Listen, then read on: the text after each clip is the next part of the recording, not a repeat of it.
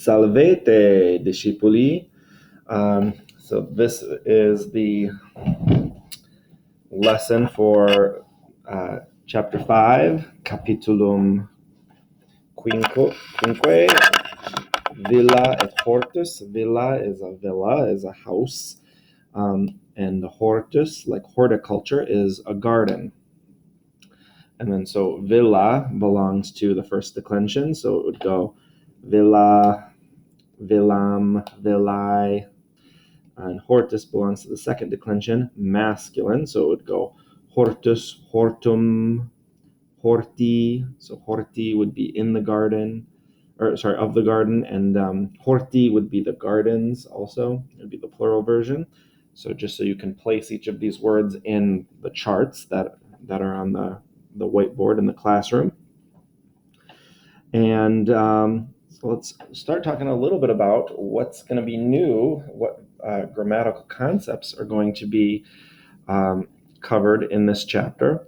And so the first is the accusative plural. So the accusative plural. So what does that mean? So that just means that if I take a word like Amelia from one of the declensions and I decline that word, if I put all the different endings on it for all of the different cases, we have the nominative, we have the accusative, we have the genitive, and then we have the dative and the ablative. So we would have Aemiliam. Genitive is of, so Aemiliae. Multiple Amelias would be, Aemiliae again. Dative, also Aemiliae. And then this ablative would be Aemilia macron. And then the accusative plural would be Aemilias. Aemilias. So this is the accusative plural. 2 down and 1 over. And that's for the first declension. For the second declension,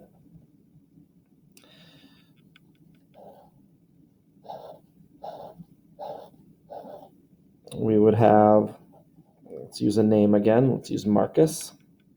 Well, actually, let's not use a name because there aren't ever plurals of a name.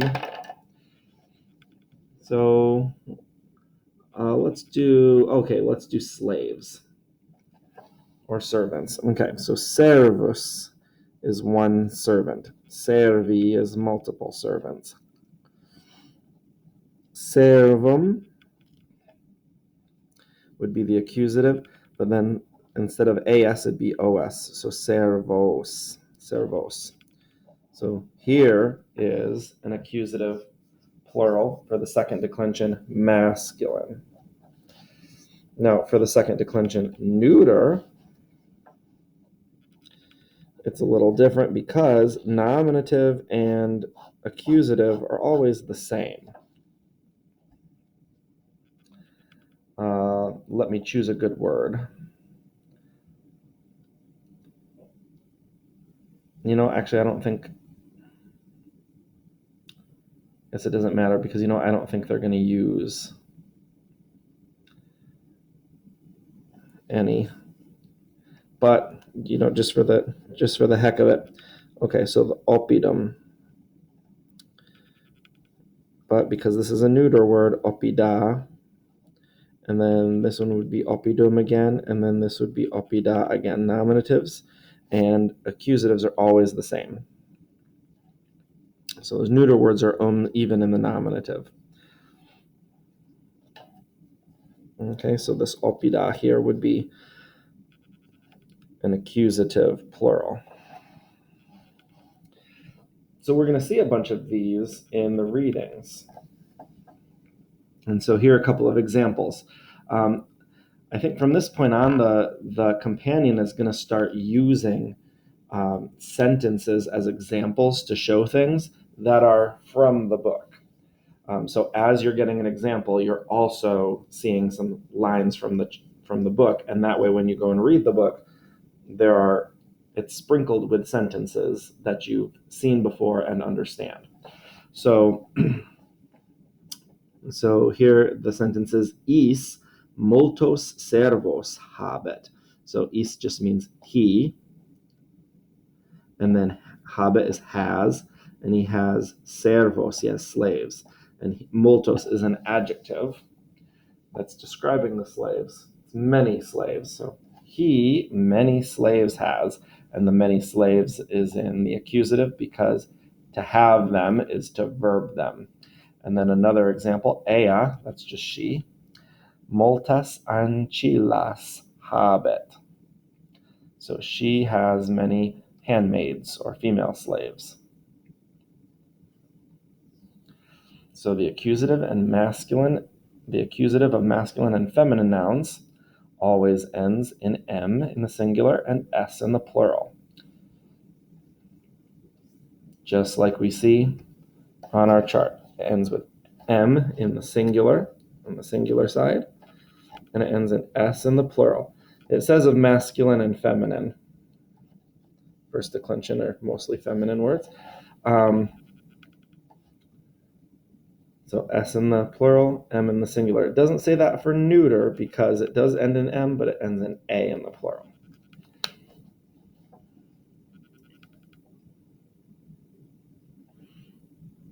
Okay, another topic is the ablative case. So we've mostly been seeing the ablative for in. Okay, so when we say in something, that next word gets put in the ablative. But the ablative is kind of a multi-use case. And so we're going to learn some other uses with some other words. And here are some other words. Some other words are going to be, well, in we already know, but another one is ex. Ex means out of, just like exit. And so this word garden, hortus, if we were to decline hortus, that's a second declension masculine word. It's like servus. So it'd be go hortus, hortum of the garden, horti, and then horto, and then horto.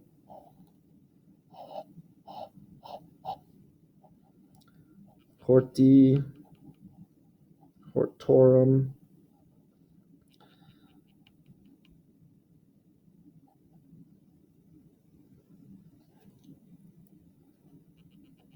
Oh, sorry, hortos, hortorum, and then hortis. Okay. So here's our ablative, horto. So if we were going to say in the garden, it would be in horto. But if we were going to say out of the garden, like somebody starting in the garden and leaving the garden, ex horto, we would say ex horto again.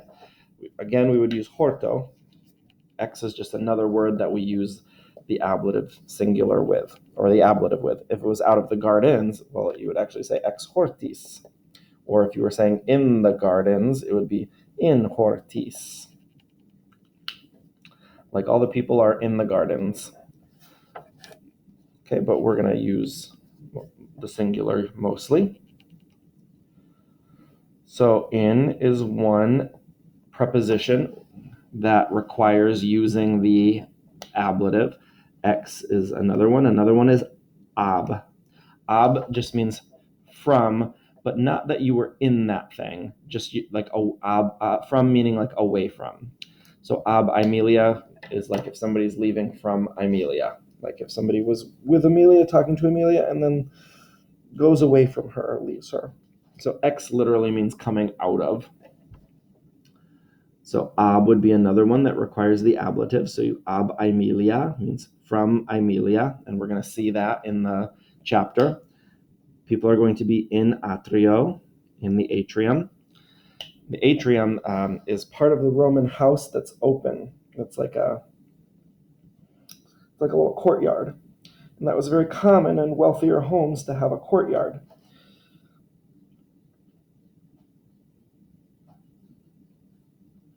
Okay, ex horto, out of the garden. So somebody's going to come out of a garden. That phrase, ex horto, is going to be in the chapter. Ab Aemilia, away from Aemilia. The next one, cum liberis. So here we're starting to see the plural side of the ablative. So cum means with. So if you're doing something with a garden, you would say cum horto. If you're doing something with gardens, it would be cum hortis. But here, what it's saying is cum liberis. Cum liberis. So that would be with the free children. Because remember, a liberus is a free child. And liberi are your free children. And so cum liberis would be with the free children, with the actual children. And then sine. Sine means without. So with is cum and sine without. They're opposites, and they both take the ablative. So sine rosis means without roses. And so rose would be rosa, rosa, rosam, rosa, or rosai, rosai, rosa, rosai, rosarum, rosas,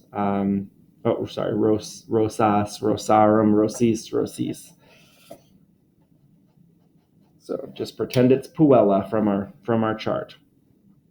So in, ex, ab, cum, and sine all take the ablative. So we're going to see a bunch of those as well.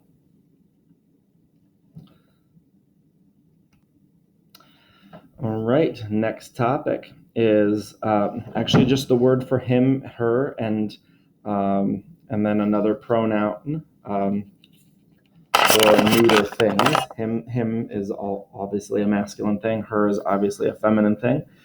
But then this id would be to refer to something that's neuter. It would never be to refer to someone, but it could be to refer to something that is neuter. We can also use ea to refer to something that is feminine, not just a person who's a girl. And you can use is to refer to something that is masculine, not just a person who's a man. But then id would be this pronoun to refer to something that's neuter. So if you're saying it, referring to the town, the word town is oppidum, that's a neuter word, you could say id. And just like any word, these words decline. These words have a nominative version, an accusative version, etc. And so if you go down the list, nominative, accusative, genitive, ablative, you can see kind of the pattern there. Excuse me. Okay, so these are the nominatives. So only for when the he or the she or the it is the subject of the sentence. All right, so if we're saying like he doesn't hear, you could say is non audit. Or if you're saying she hits the boy, you could say ea puerum pulsat.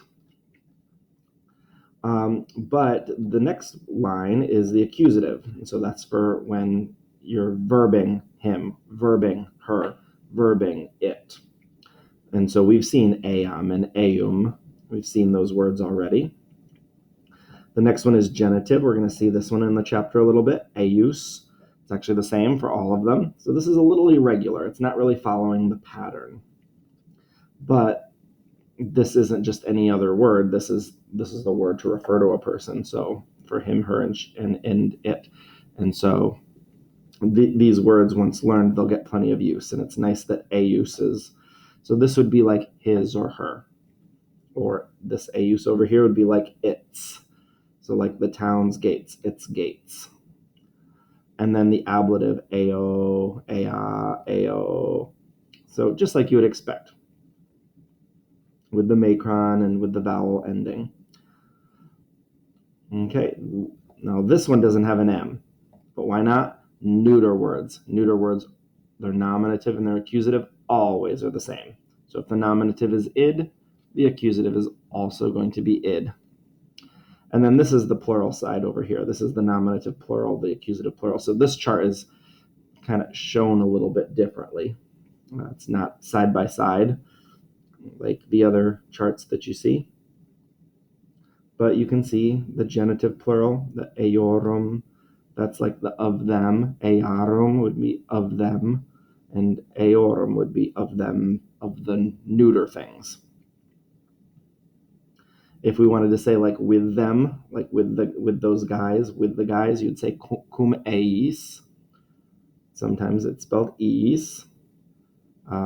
I think the first one is the more common.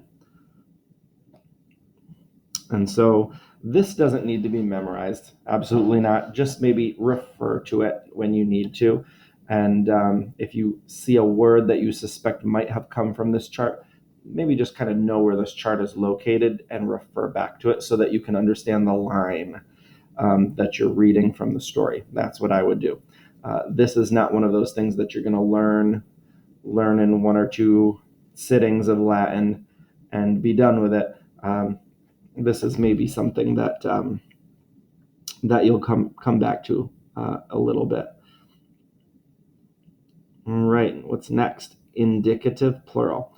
So the indicative is just the present indicative. It's that tense we've been learning, in a 3x2 chart. So where you have the I do it form of the verb, the you do it form, the he or she or somebody else does it form of the verb, and then the we and the you guys and the they. So, for example, when we're taking the verb hit, they all start with pulse, pulse, pulse, pulse, pulse, pulse, pulso, pulsas, pulsat.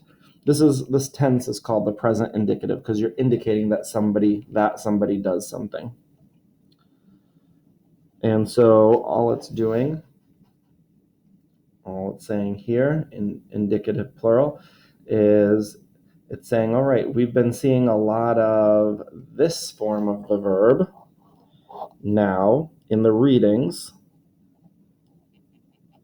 they're going to be showing you this form of the verb more. It's going to show up in the stories that we're reading. And it's going to show up side by side with pulsat. So pulsat and pulsant are going to show up side by side. So if Marcus is ever hitting somebody, it would be Marcus pulsat. But if Marcus and Julia are hitting somebody, Marcus at Julia, we would say, because that's more than one person, pulsant. Or if the slaves are hitting somebody, there doesn't have to be a noun and another noun together with an et. It could just be a plural noun, servi, the slaves. We would also say pulsant with our nt.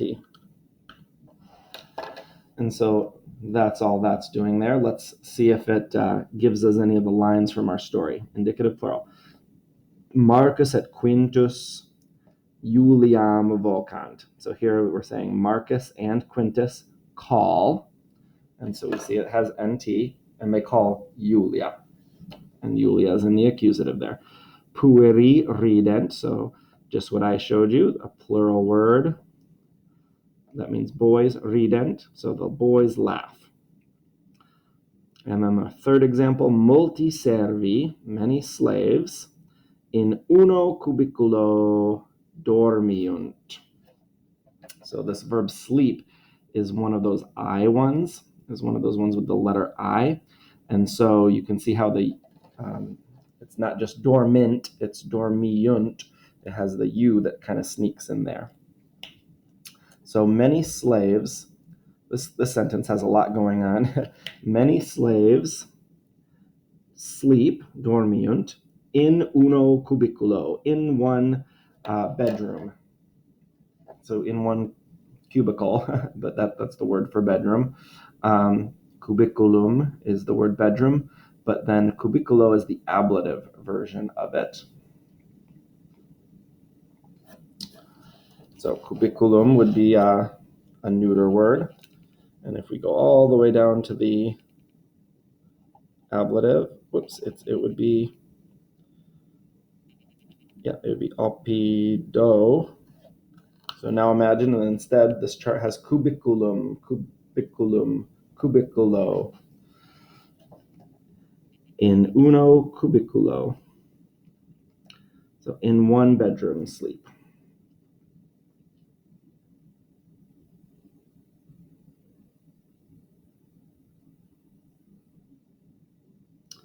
Imperative plural. Okay, so we've talked about this as well. Marce et quinte Juliam vocate. So here are their names in the vocative. Somebody's calling to them saying, hey, Marcus et Quintus, call Julia. So vocate is the imperative, is the command given to both of them. So it has the te, vocate, and then call Juliam, call Julia. Audite, so listen.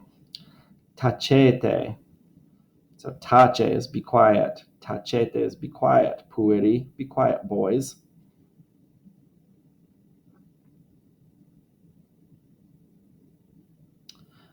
Nota bene is you may have seen that. We use that in English sometimes. It just means note it well. So nota is a command. Actually, it's note.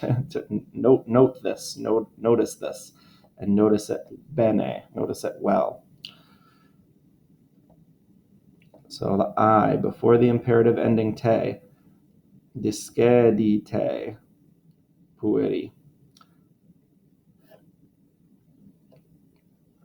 Okay, that's because this is a second conjugation verb, one with an e in it. But it's going to get the letter I before an imperative plural. So it's not going to, some of them get ete, some of them get ite. So here it gives some other imperatives with the singular version and the plural version. Oh, and there's the indicative, vocat versus vocant. So he or she calls, they call. Here's where you're telling one person to call, voca, and telling multiple people to call, vocate. So the imperative is commanding somebody, singular and plural. And the indicative are just the bottom two rows of our 3x2 chart, vocat and vocant. And then it'll show you with an E, a letter E verb, vide, videte,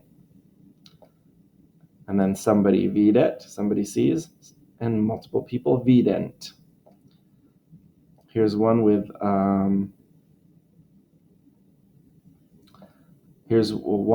actually just a consonant ending. So this is a verb that doesn't end in a vowel, but it just ends in the stem just ends in a consonant. So pon is the consonant. We'll put an E, pone, but it's going to have an I, ponite, and then ponet, and then ponunt. And then here's one with an I ending, audi.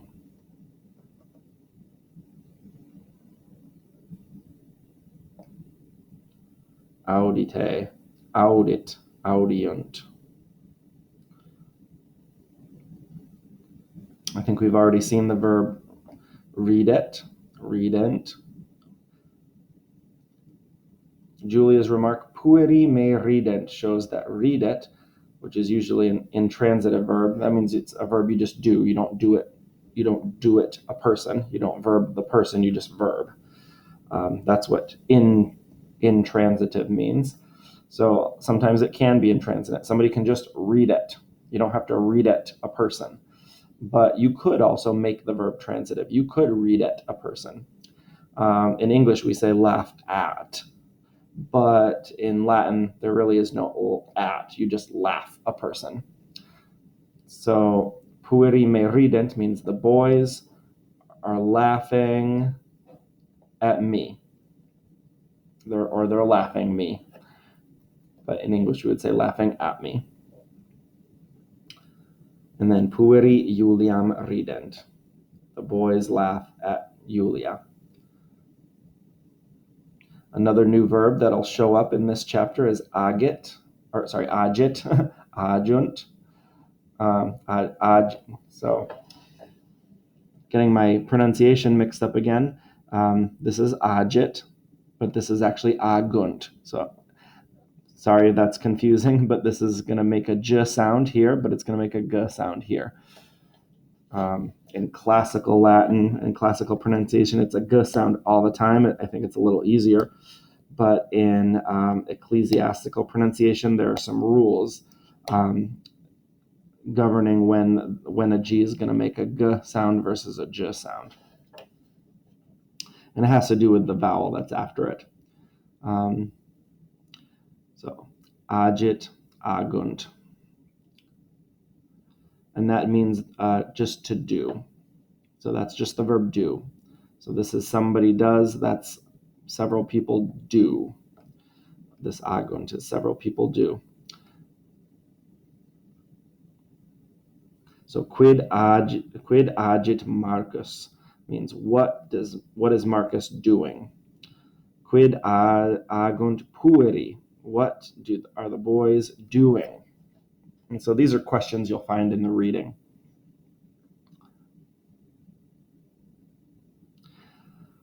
Okay, here's a little review here with some more sentences that are going to be from this reading. Prepositions with the ablative. Julius in magna villa habitat. This is Julius lives in a big house, in a big villa or in a big house.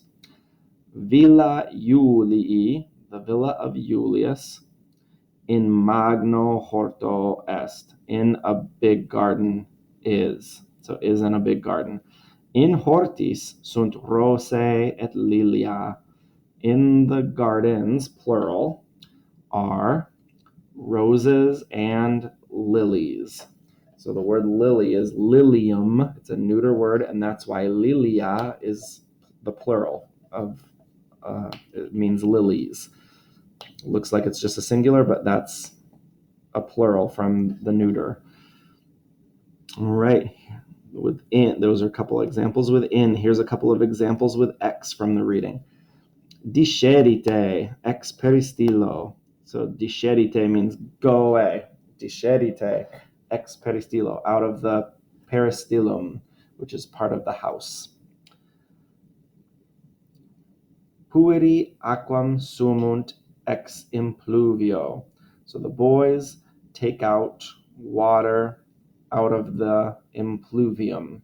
The impluvium is something that you'll see in the house too. You'll see that in the next video when we do the reading. Okay? Ab means away from. Pueri Juliam audiunt, neque ab Aemilia discedunt. So this is the boys hear Julia and don't. So this E is they, okay? Just means they. And they don't go away from. There isn't a non in front, but what there is neque, which is an and don't. So it's kind of like there's a non, but the non's really a neque, and it's way over here. So, and they don't leave from Aemilia. Or you could even translate this, but they don't leave from Aemilia.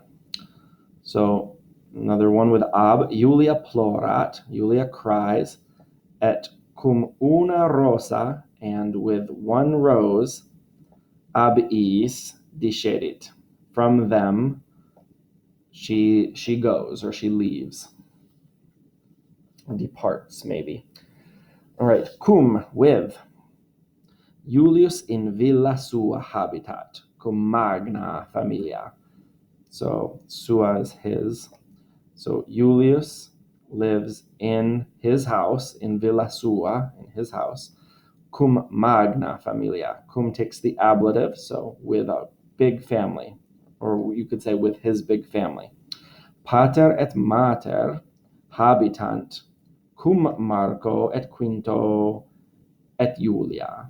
So the mother and the father live, they live, that's why it has nt, with cum, and then all the people who they live with need to be in the ablative, and they are cum Marco, et Quinto, et Julia. In Italia sunt multae villae cum magnis hortis. So in Italy, there are many houses with big gardens, cum magnis hortis. So cum takes the ablative, so cum magnis hortis. So cum hortis means with gardens, but we're saying with big gardens, and so the adjective magna needs to have the same kind of ending, cum magnis hortis. Okay, and then a few examples with sine. Sine means without. Aemilia sine viro suo Julio in villa est. So this means Aemilia is without the man. Suo is her man, so without her man or her husband, Julius. And Julius is just clarifying who that is. And so we're going to put Julius also in the ablative just because the rest of it's in the ablative. So Aemilia is without her husband Julius in the garden. In the house, in villa. In oppido Tusculo est sine Aemilia. So this is talking about Julius here. So in the town Tusculum, but Tusculum getting put in the ablative is Tusculo. So in oppido Tusculo, in the town Tusculum, he is without Aemilia. And then the last one, puella sine rosis pulchra non est. This is the sentence on the on one of the posters. Puella sine rosis pulchra non est. I think it's on the first declension poster. So a girl without roses is not pretty. That's mean. That's what the boys say to Julia. And so that is the lesson, and we're going to put that to use in the reading in the next video.